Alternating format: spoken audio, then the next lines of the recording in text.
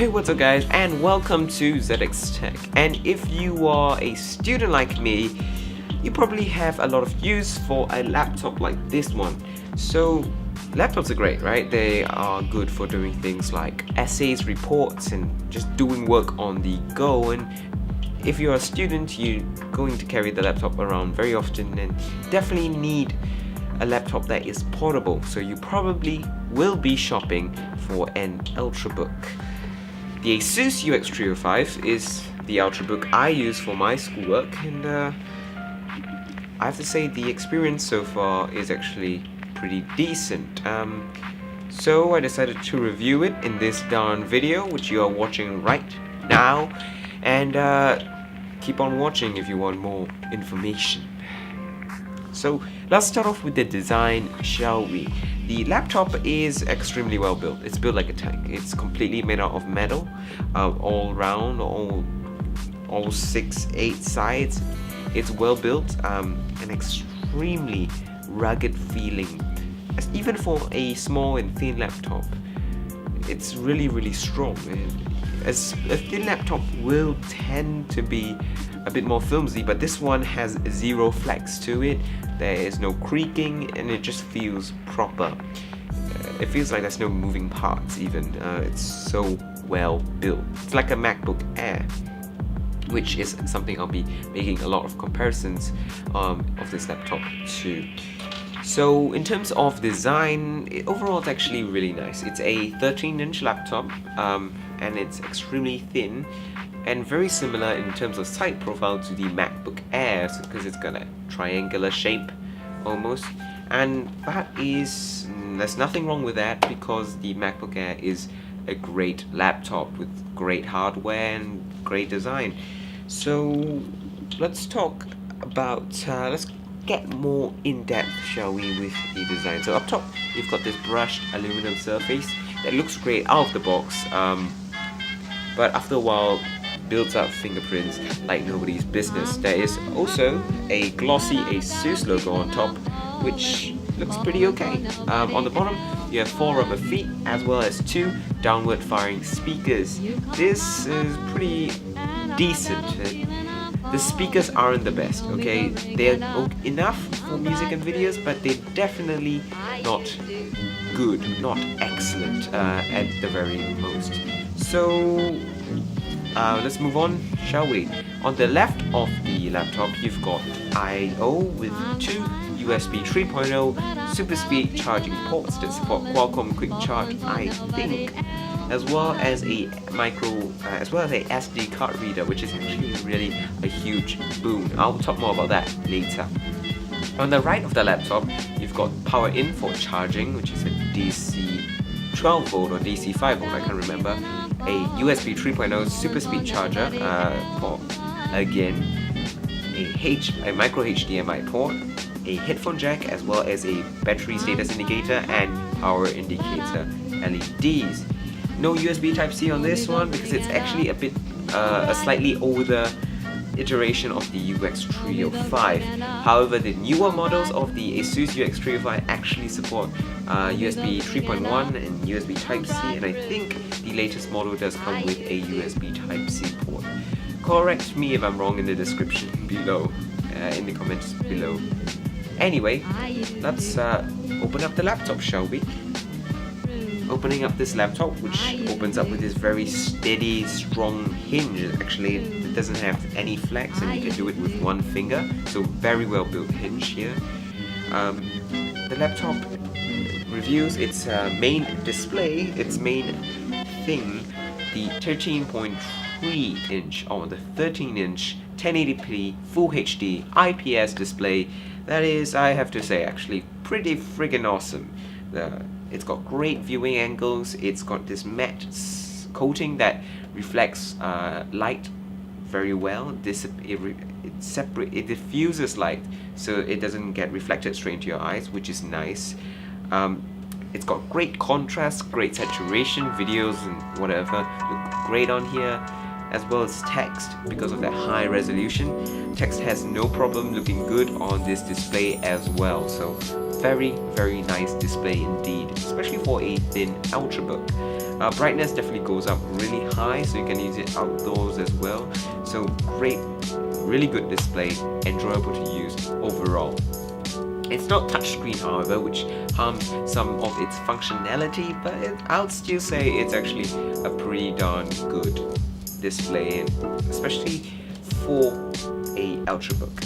So above the display you get a 720p HD camera. It's a pretty terrible webcam, and I wouldn't recommend using it along with its mic for anything but video calls, because it's just really not good at all. And below the display you got a glossy Asus logo, and as well as the heat vents, cooling vents for cooling down the laptop. The intake and exhaust are side by side, which is something that I think is rather unfortunate, because the hot air and the cool air will mess with each other and affect cooling performance.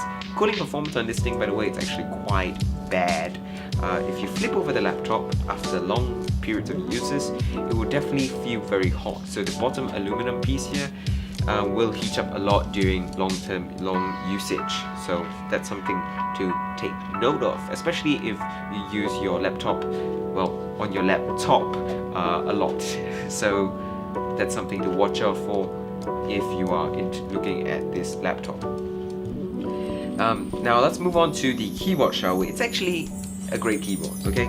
It's aluminium, metal, solid, so there's zero flex, very well built keyboard. And the keyboard itself, the keys are chiclet membrane keys and are really good. These are some of the best membrane keys I have ever typed on. They are so darn good. Let me elaborate.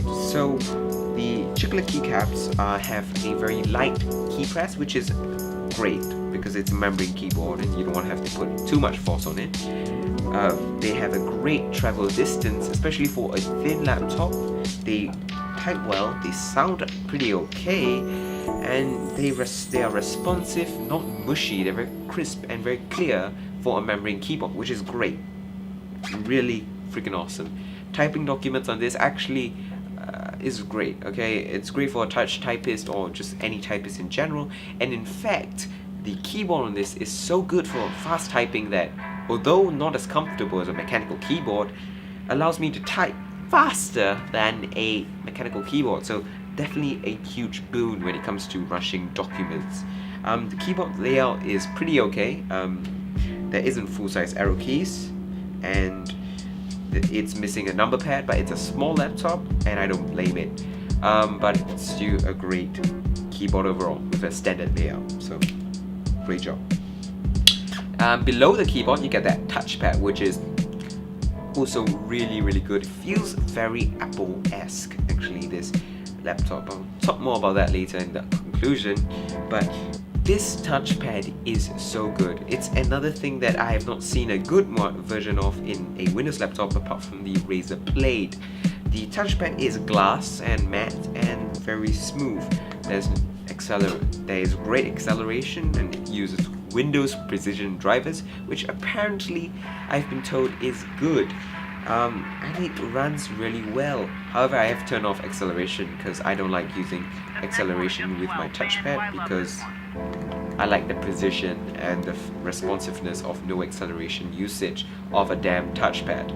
I'm a gamer, so I hate acceleration in general. So the clicks as well are amazing. They are tactile, they are light, but you won't accidentally press them despite their easy to activate weight. The left click and the right click is easily distinguished by the touchpad, which is good, and the touchpad's palm rejection is pretty tremendous. Really nice indeed actually. And because of its small size, the palm rejection feature really is important here, because when you're typing, you're more than likely going to end up with your palms on the touchpad. So that palm rejection of that touchpad is useful, because it allows you to type without having to turn off the touchpad completely, which is troublesome and extra hassle. So that's it for the external usage and usability and design. How does it perform? Inside, you get a Broadwell Core M. So it's a Core M processor that's based off the Broadwell architecture, although the newer iterations of this laptop come with a Skylake or an even KB Lake processor that will run cooler, run more power efficient, as well as faster. But even with this slightly older chip, it runs really well. And in Windows 10, it doesn't choke, it doesn't slow down, it runs smoothly, runs efficiently, and it runs really fast. Apps launch greatly quick with that 128 gig SSD in here, and the 4 gigs of RAM is actually pretty alright if all you're gonna do is type documents. Google Chrome, of course, is something that continues to be a performance benchmark of RAM to a certain extent for computers all around. So if you're a heavy Chrome tab opener, then you probably would want to avoid this laptop. Now, this laptop has soldered RAM, so you can upgrade it yourself to say a 16 gig, which is unfortunate, of course, but 4 gigs, in my opinion, for a student laptop for doing work is pretty sufficient and more than enough.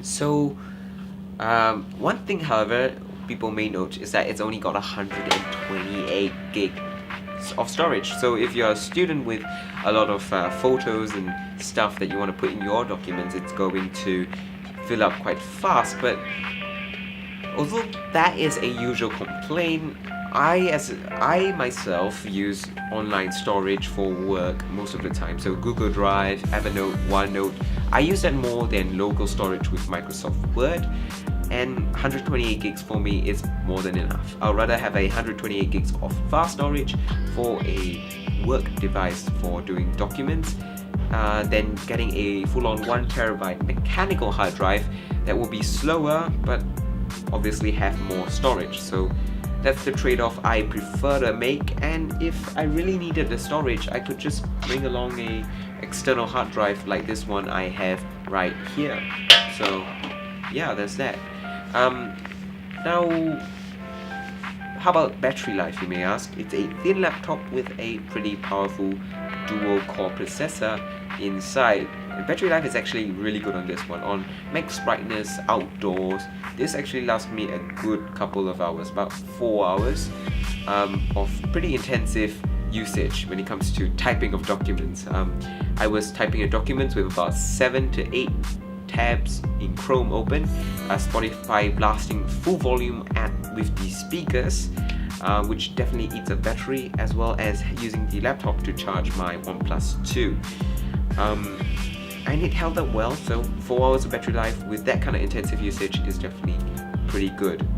And when it comes to charging, it charges really fast, and the power brick isn't big at all, so it's pretty portable to carry around with you, and there's no problem with carrying the charger for this laptop at all because it's small and pretty light and very compact. So I guess it comes down to software now. Software is terrible on this. Asus put a wet ton of bloatware on this. I can't remember what bloatware they put because I removed it all in a hurry, but I remember it being extremely troublesome and very horrible experience because I had to remove the bloatware, uninstall all that BS and all that crap that Asus put on Windows 10 or Windows 8 in my case, because I bought this quite a while back. But it was just trash. There was some random Asus apps that really had no point of being there because you could do the things the app did with a web client. You could do it in the browser. You don't need a dedicated app that takes up storage, RAM, and processing power just to do some goddamn stuff that you don't even want to do half the time. So yeah, Asus, please reduce the bloatware. I mean, it may earn you a couple of extra bucks, but the experience just worsens. Just worsens the experience of using the laptop in general. So yeah, that's that. So I guess that's the general opinion I have for the laptop. How's it like in day-to-day usage? So I been using it for school, and I can tell you it's really darn good. Firstly, it looks good, so it gets attention if you are that kind of person, because people will be like, dude, that's a cool laptop. Is that a MacBook? I mean, they won't say, is that a MacBook? They'll be like, well, that's a nice Asus MacBook, or some weird stuff like that.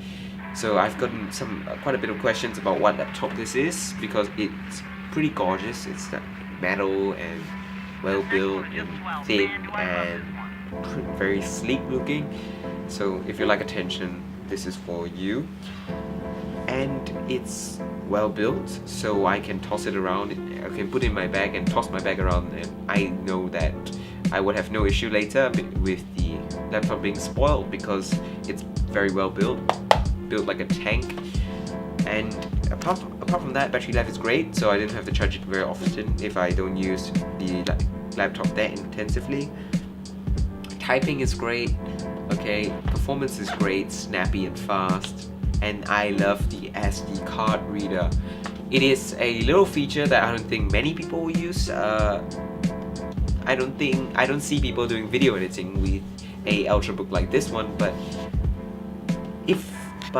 I do videos, I take videos in school, and with that SD card reader I can offload the videos onto the laptop or onto a external hard drive using this computer, which saves my ass half the time, because I don't have that many SD cards and I don't want to run out of storage space. So it's amazing. This SD card reader really is useful. Not for everyone, but for me, a lot. It's very useful.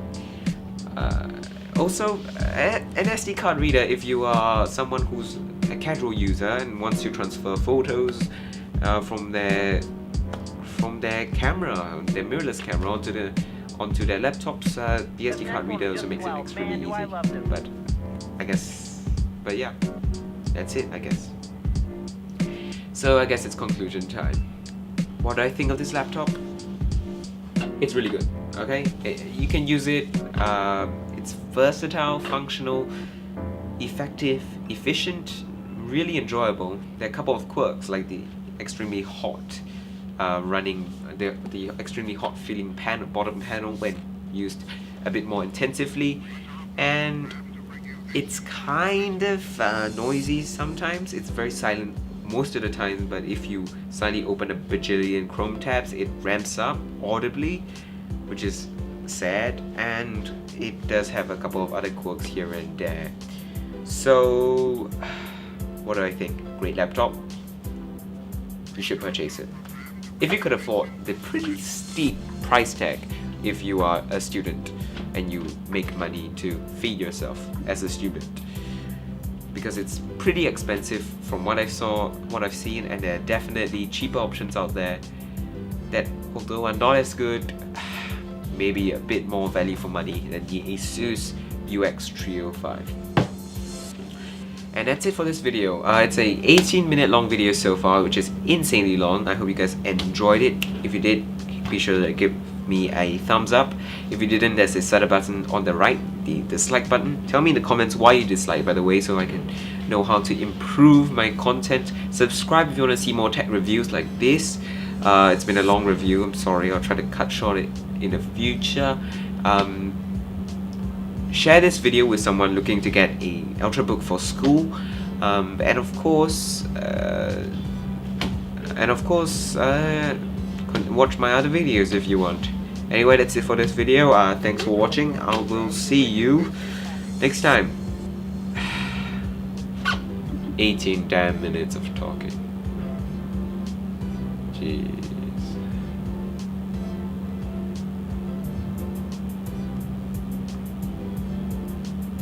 Are you still here? Whoa, you're still here. Hi. You're still here. Whoa. Here. That's pretty awesome. If you watched the video all the way to the end here, type hashtag UX305 wins in the comments. That'd be pretty awesome. I'll see you guys next time. Bye.